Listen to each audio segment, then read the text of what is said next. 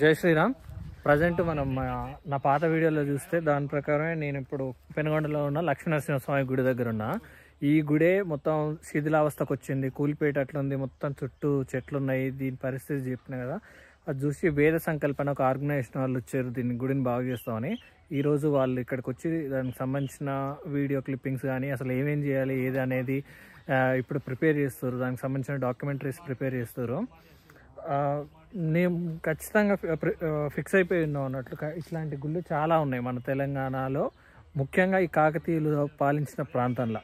ఈ అన్ని గుళ్ళన్నీ బాగుపడాలి. ఇట్లా మొత్తం శిథిలావస్థ వచ్చి కూలిపోయే పరిస్థితి వచ్చినాయి. నెక్స్ట్ జనరేషన్ ఈ గుళ్ళని చూడలేకున్నాయి. అందుకే ఈ గుళ్ళన్నీ బాగుపడాలి. దీనికోసం ఈ గుడిని అంత బాగు చేయడానికి ముందుగా నేను పెట్టిన ప్రతిపాదన ఏంటంటే, దీన్ని ఈ ఒక్క దగ్గరికే కాదు అన్ని గుళ్ళల్లో కూడా ఇది వర్తిస్తుంది. ఏంటంటే, ముందు గుడిలోకి జనాలు రావాలి. జనాలు వచ్చిరంటే ఆటోమేటిక్గా గుడి బాగైద్ది. అందుకే ఆ గుడిలో జనాలు రావడం కోసం ఒక మైక్ సెట్ పెట్టి పొద్దున 6 గంటలకు, ఉదయం 6 గంటలకి అన్ని ఊర్లలో, ప్రస్తుతానికి నేను ఈ గుడి నుంచి స్టార్ట్ చేస్తున్నా. ఇది కేవలం ఆరంభం. ఇది చాలా అనంతం వెళ్తుంది. ఎందుకంటే ప్రతి గుళ్ళల్లో దీని ఇంప్లిమెంటేషన్ ఖచ్చితంగా జరిగిద్ది. ప్రతి ఉదయం 6 గంటలకు సుప్రభాతంతో ప్రతి గ్రామం లేవాలి. అందుకే ఇక్కడ మైక్ సెట్ పెట్టడం స్టార్ట్ చేస్తున్నాం. చాలా మంచి మైక్ సెట్ ఒకటి సెటప్ చేస్తా. ఊర్లో వాళ్ళతో మాట్లాడి ఊర్లో వాళ్ళు ఒక రెస్పాన్సిబుల్ తీసుకుంటారు. రోజు ఉదయం 6 గంటలకి స్టార్ట్ చేస్తారు దాన్ని. దీనికి సంబంధించినది కూడా ఇప్పుడు గ్రామ కమిటీకి వెళ్ళి అక్కడ వాళ్ళ గ్రామస్తులందరికీ కూడా చెప్తా. ప్రజెంట్ డాక్యుమెంటరీ ఇట్లా ప్రిపేర్ అవుతుంది. ఇది యాక్చువల్ టెంపుల్.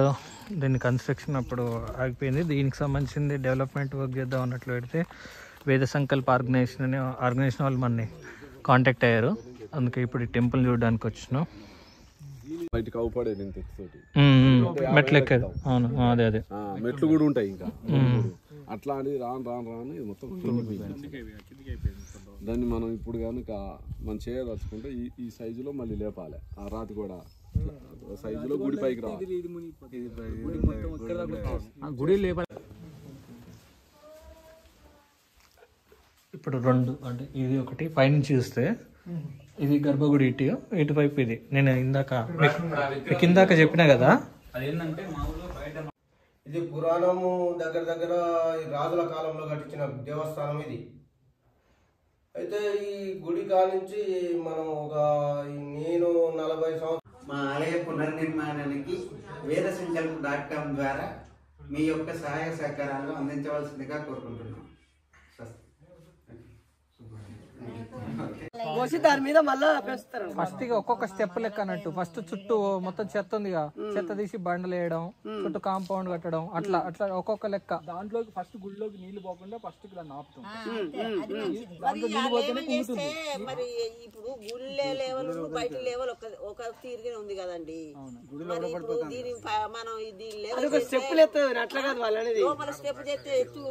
అది ఎట్లా చేయాలనేది ఇంజనీర్ ప్లాన్ చేస్తాడు. అసలు నీళ్ళు ఆగకుండా ఎట్లా ఉండాలి, ఇప్పుడు బయట చిలకల నుంచి నీళ్ళు వస్తున్నాయి కదా, ఆ నీళ్లు రాకుండా ఎట్లా పోవాలి, గుళ్ళకి రాకుండా వాళ్ళు వేరే ఆల్టర్నేట్ రూట్ చూపెడతారా, అట్లా చూపెట్టి ఫస్ట్ ఇప్పుడు మొత్తం బండరాలు ఉన్నాయి కదా చుట్టూ, అది కాంపౌండ్ వాల్ కడతాం. దాని వీకి లోపడేసి గోడ కడతాం. ఇక చుట్టూ గోడ తిప్పుతాం. కట్టిగా దాని మీద ఆ గుడిని ఎంతో మంది అయ్యగారులు వచ్చారు, ఎంతో మంది రాజకీయ నాయకులు వచ్చారు.